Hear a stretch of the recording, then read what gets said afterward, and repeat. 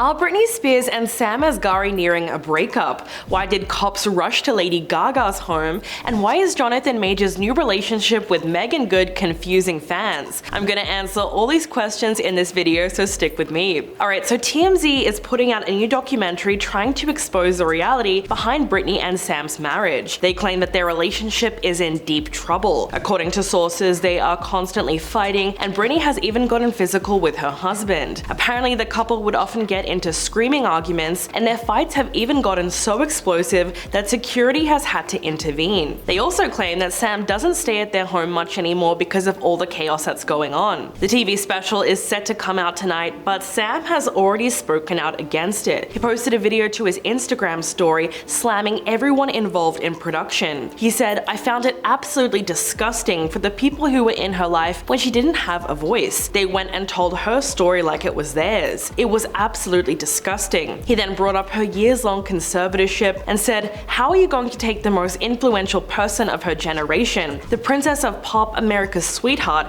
and put her in a prison where her father tells her what to do, what water to drink, who to see, and use her as a money-making machine?" Sam called out TMZ specifically for putting Britney under the microscope, even when she's finally free from her family's control. He encouraged his followers not to fall for these kinds of exploitative stories. In March, his representative denied rumors of a rift in their marriage after speculation that they had decided to take a break. At the time, both of them were photographed without their wedding rings, and Britney was spotted hanging out with an unidentified man in Puerto Rico. She was seen in a Starbucks at the beachside town of Dorado wearing a black off-the-shoulder dress. The two of them were standing next to each other while looking at a menu and acting pretty casual, but that man was later confirmed to be just a member of her security staff. As for Sam, he brushed off speculation that their marriage was in trouble. His rep explained that he and Britney are not experiencing marital issues, despite the fact that they are both ditching their wedding bands. He said that his client had just taken off the ring because he was filming a movie. Sam then shared a photo outside of what appeared to be a film set on his Instagram story, as well as a selfie on a plane with his wedding ring on display. Unfortunately, speculation about their marriage has not died down, no matter how much the couple post about each other. Sam recently shared a video of Britney that was filmed during a hike. They were both dressed for some outdoor exercise and took some pictures smiling and sticking out their tongues. In the caption, he wrote, "Hiking with my woman." So no matter what goes on social media, there are always rumors that the two of them are nearing a breakup. Aside from her relationship, the new TMZ special also takes aim at some of Britney's habits. In a previously released clip, they claim that she was hooked on caffeine. It was said that she has been guzzling drinks like Red Bull by the gallon, which makes her stay awake for 3 consecutive days. The singer then responded to the report in an Instagram post, which read,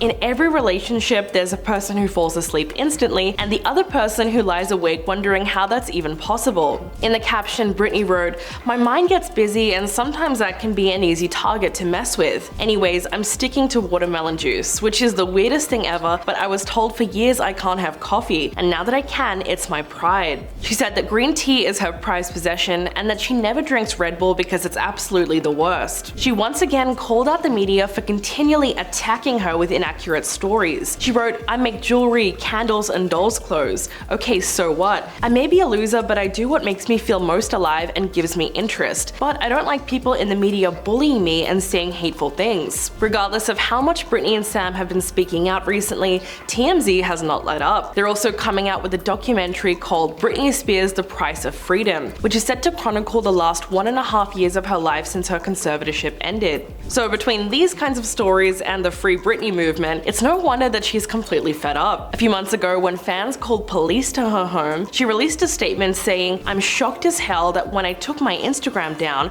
fans got so worried and sent cops to my house. I adore my fans, but for those who did that, they aren't my real fans. And I honestly felt like it was a way to make me look bad." So it's safe to say that Britney has completely had it with all this chaos. Alright, now what were police doing at Lady Gaga's home? In what sounds like a potentially scary incident, there was a man who tried dropping off some blossoms at her Malibu home. Her security team then called the police to report the person who had come onto her property. Thankfully, they were able to detain him. What's really interesting about this is that when police arrived, he told them that he was just dropping off flowers. He only made it to the base of Lady Gaga's driveway before he was stopped, and the police told him it wasn't a good idea to try and give her anything. Now, this whole incident is kind of alarming because apparently security has seen the same man on her property before, and he claims that he often drops off little gifts for her. her. Lady Gaga was at home when police came, but she had no contact with the guy and she was just safely inside her estate. But this whole thing does sound a little worrying, especially if the person tried to get onto her property more than once, and they never ended up getting arrested, so it's likely that they never tried to completely break in. Unfortunately, this is far from the first time that Gaga has had to deal with an obsessed fan. Back in 2010, she was left shaken after a stalker got backstage at one of her shows. Her team was forced to call police after a woman forced her way into the holding area of her London concert. She was heading to her dressing room before she got stopped by other staff. The fan had gone to great lengths to get to Gaga, and she was found carrying a forged backstage pass which helped her evade security. Aside from stalkers, the singer has also had to deal with her fair share of thieves. In February of 2021, her 3 French bulldogs were stolen from her dog walker Ryan Fisher. While he was doing his job, he was targeted by 5 men who pointed a firearm at him and forcibly took the dogs. Gaga then announced a reward of $500,000 for the safe return of her pets. They were eventually returned by a woman called Jennifer McBride, who tried to claim the reward, but police soon discovered that she was an accomplice in the theft, and she had a relationship with the father of one of the men in the robbery. Jennifer was then arrested as an accessory to the crime and was sentenced to 2 years of probation. The crazy thing is, it was said that no one involved in the operation actually knew that the dogs belonged to Lady Gaga. The motive was the value of the French bulldogs, because it's a breed that's worth thousands of dollars. The men were driving around the city of West Hollywood and the San Fernando Valley, specifically looking for French bulldogs, and that's when they spotted Ryan walking with 3 of them. But the robbery quickly turned violent when he refused to let go of the dogs. In the end, he got severely wounded, as he was hit in the back of the neck and the chest and had to be hospitalized immediately. He suffered a collapsed lung as a result. Fortunately, Ryan was able to stay with Gaga during his recovery, and she supported him all throughout the physical therapy. The singer then released a statement praising his bravery and said, "I continue to love you, Ryan Fisher.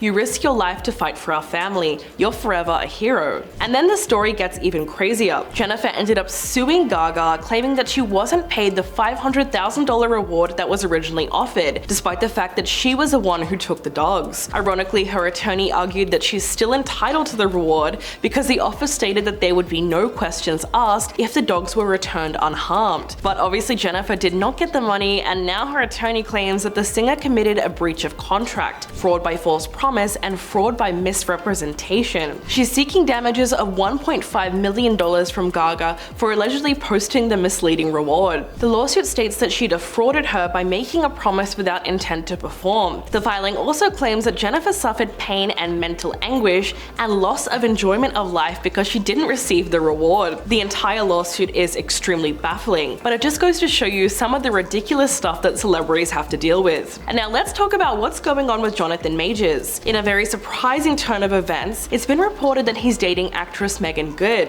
Apparently, they've gotten close over the course of the last several weekends, and their relationship is fairly new. They were spotted going out on a date night at the Alamo Draft House in downtown LA to see a movie. We know that Megan has been separated from her ex-husband Devon Franklin since December of 2021. They finalized their divorce in June of 2022, just a week after what would have been their 10-year anniversary. But this new relationship is still very unexpected, given everything that's come out about Jonathan in recent weeks. In March, he was arrested in connection with an alleged domestic dispute involving a 30-year-old woman who is assumed to be his girlfriend. They got into an altercation inside a parked car, and she ended up having to be taken to the hospital after suffering injuries to her head and her neck. She claimed that Jonathan struck her with an open hand, causing substantial pain and a laceration behind her ear. She also says that he put his hand on her neck, causing bruising and substantial pain. The actor was then arrested on the 25th of March and taken into custody on suspicion of strangulation